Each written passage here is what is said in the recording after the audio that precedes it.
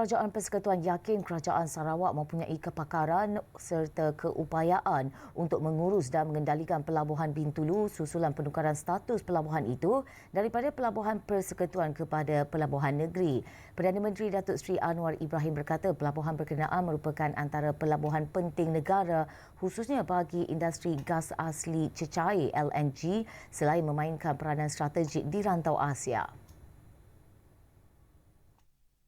Ketika berucap di Majlis Makan Malam Gawai Dayak 2026 peringkat Sarawak di Kuching pada Ahad, Perdana Menteri berkata Sarawak kini memiliki keupayaan mencukupi untuk mentadbir dan mengendalikan Pelabuhan Bintulu termasuk tenaga pakar serta cendekiawan berpengalaman dalam bidang berkaitan.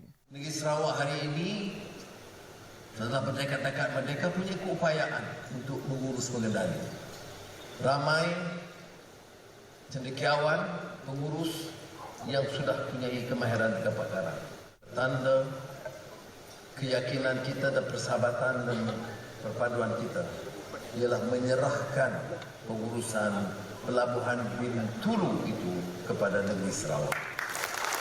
Terdahulu, Majlis Penyerahan Cek Penukaran Status Pelabuhan Bintulu daripada Pelabuhan Persekutuan kepada Pelabuhan Negeri diadakan di Bintulu.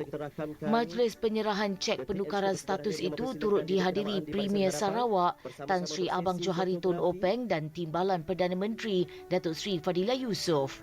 Pada 20 Mei lepas, Timbalan Premier Sarawak, Datuk Amar Douglas Unggah Embas berkata Kerajaan Persekutuan telah bersetuju untuk memindahkan Pelabuhan Bintulu kepada Kerajaan Sarawak dengan nilai 1.8 bilion ringgit.